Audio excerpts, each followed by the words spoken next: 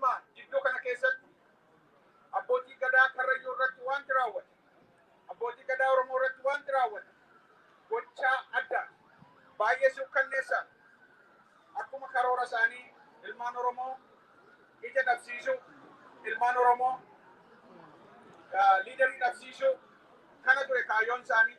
Ilmaan Oromoo kan ola deemtu kan biyyaaf boru taatu karaa hambisuudha ture kaayyoon isaanii. Qabeenyi Oromoo akka barbadaa'u, Oromoon akka beela'u, akka dheebotu ture kaayyoon isaanii. Akkuma kana sabaaf sablammii kan biroos Tigraay, Gumuz, Benishangul, Agaw kanneen biroo hedduu biyya sana keessa jiru hundumaa'u dararaan nurra gahaa jiru kun itti gahaa jira. Kan keenya kan adda godhu garuu harki keenya guddisee qabeenya keenyaan guddatanii, qabeenya keenya nyaatanii, nurratti irree baasanii, irree sanaan deebi'anii gabatee irraa nyaatan sana cabsuu isaanii, gabatee irraa nyaatan sana reebuu isaanii, haadha Oromoo harma ishee hoosiftee guddiftee deebi'anii gudeeduu isaanii, daa'imman Oromoo akka hangafaatti isaan ilaaltu, akka abbaatti isaan ilaaltu, miidhuu isaanii, gudeeduu isaanii. Kanaaf hiriirri kun kan baameef kanaaf. Ammoo hedduu galatooma warri madaan kun sinitti dhaga'amee, laalaan kun sinitti dhaga'amee baatan hiriirri kun har'a qofaan dhaabate jechuuf hin jirru, wal waamuuf illee ni teenya gara fuula duraattis sagalee walii taanee wal dhageessifna otoon haasaa kompitiin sekondii sadii abbootii gadaa eeggaddaa iddoo tokkotti namni sanaa rasaasa gara jabeenyaatiin rashanan sana mataa keenya gadi qabnee haa yaadannume.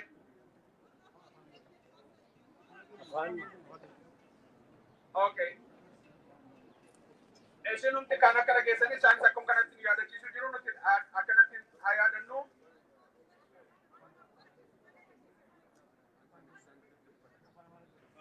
Okay.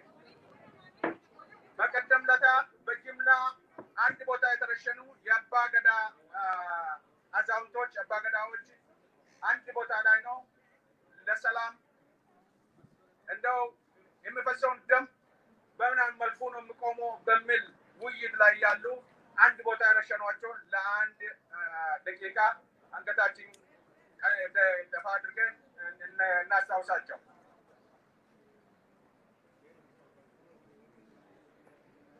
አመሰግናለሁ። ከዛ ለትግራይ ኮሚኒቲ አሳልፌ እሰጣለሁ።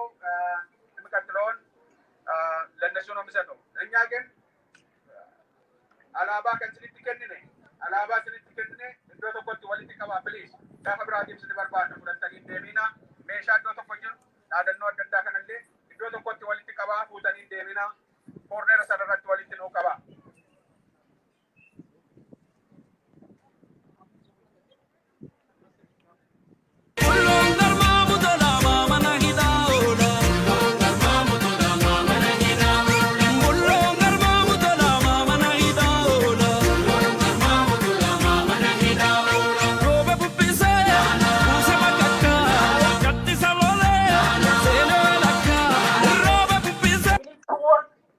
a lot more than this.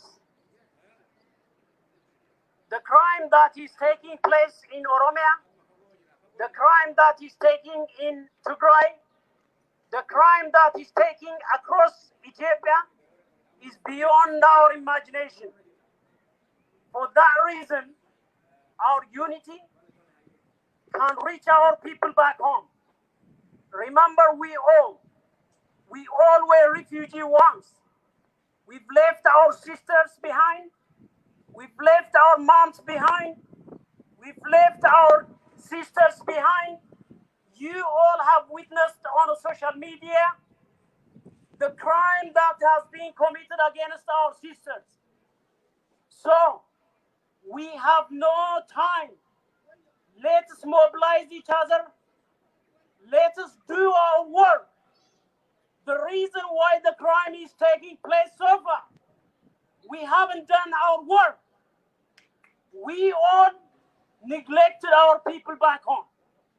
This is a fact. This is the truth. As an Australian citizen, we could have done much more. We could have demanded much more from our government.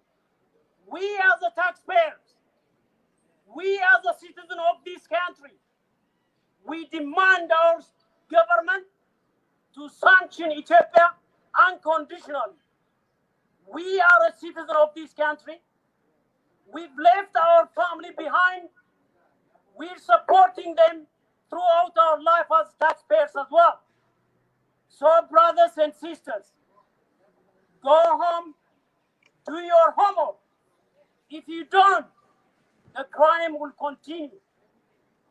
If you don't, the rape will continue. If you don't, the using drone will continue throughout the country. Remember, all the infrastructure has been demolished. Tigrayan kids are starving. No basic water. The Oromo kids are suffering across Oromia. All the school has been used as a prison. Let's unite. Let's congratulate each other for today. You all have turned up during a working hour. Thank you very much. Let's unite and continue the struggle.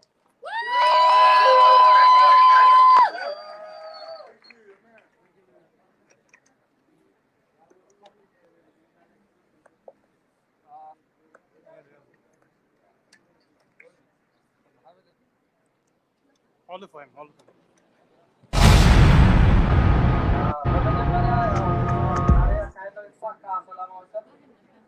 በደመቀ ሁኔታ በመካሄዱ የሰማኝን ደስታ ለመግለጽ እወዳለሁ። ያው አብዛኛውን ነገር ከእኔ በፊት የተናገሩት ወንድሞቻችን ጨርሰውታል። አሁን ጊዜው ለማሳጠር ያው የምታዩትን በጣም ከባድ የሆነ የአየር ጸባይ ተቋቁማችሁ መላው የኢትዮጵያ ብሔር ብሔረሰቦች እዚህ አንድ ላይ ተሰባስበን ይህን የመሰለ ድምፃችንን ለተጨቆኑ ህዝቦቻችን በማሰማታችን ሁላችን ደስ ሊለን ይገባል። በመቀጠል ያው የተለያዩ ይህን ሰላማዊ ሰልፍ የተሳካ እንዲሆን ከፍተኛ የሆነ ጊዜያቸውንና ገንዘባቸውን ሰውተው ለዚህ ላወቁን አንዳንድ ኮሚኒቲዎችና ግለሰቦችን ለማመስገን እወዳለሁ። በመጀመሪያ ያው ፊት ለፊታችን እንደምናየው መላው የኦሮሞ ኮሚኒቲ ፌዴሬሽን ለማመስገን እወዳለሁ። ቀጥሎም የትግራይ ኮሚኒቲ አባላትና ህዝባችን በጣም እናመሰግናለን። በመቀጠልም የቅማንት፣ የአገው፣ የጋምቤላና እንዲሁም ሌሎች ብሔር ብሔረሰብ ተወካዮችን ማመስገን ፈልጋለሁ። ያው እንደምታዩት እንደዚህ ከተሰባሰብ በአንድ ላይ ድምፃችንን ማሰማት ከቻል ውጤቱ ያማረ ነው የሚሆነው እና ይህንን ትብብራችን ይህንን አንድነታችንን አጠናክረን ወደፊት መቀጠል ነው ያለብን። እንደዚህ ከቀጠል በአጭር ጊዜ ውስጥ ድል እናስመዘግባለን። እንደዚህ አይነት ተመሳሳይ የተቃውሞ ሰልፎች ወይም ፕሮቴስት ይቀጥላሉ። ያው በጊዜው የወደፊት እቅዳችንን ለሁላችሁም እናሳውቃለን። ያው እንደምታዩት ነው ባለፈው አንድ አመት ይቅርና ያው የትግራይ ህዝብ ላይ እየደረሰ ያለው ሰቆቃ ሁላችን የምናውቀው ነው። እንኳንስ አንድ አመት ወይ 6 ወር የመብራት፣ የስልክ፣ የምግብ አገልግሎት ቆሞ ይቅርና አንድ ቀን እንኳን መብራት ጠፍቶ አንድ ቀን እንኳን ውሃ ጠፍቶ ምን ያክል እንደምንቸገር እናውቀዋለን። ስለዚህ በህዝባችን ላይ እየደረሰ ያለውን ችግር ሁሌ ድምፃችንን ማሰማት አለብን። ሁላችንም ወደፊቱ የምናካሄደውን ሰላማዊ ሰልፍ በትጋት መሳተፍ አለብን። ያው እናሸንፋለን። ትግራይ ታሸንፋለች። አመሰግናለሁ።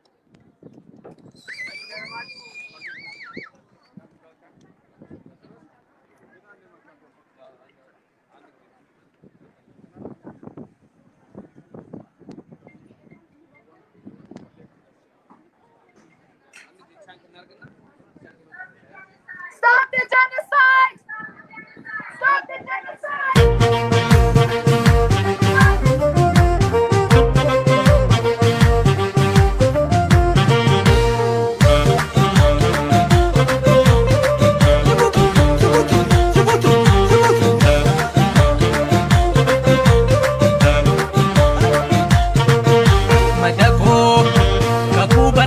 afaani madaqna wallaale afaani Oromoo abboo galitoora ma'abu halalchita moora shandadaka shandandenye akawaka arragenye abbajaano yoodagese ya volcano irongese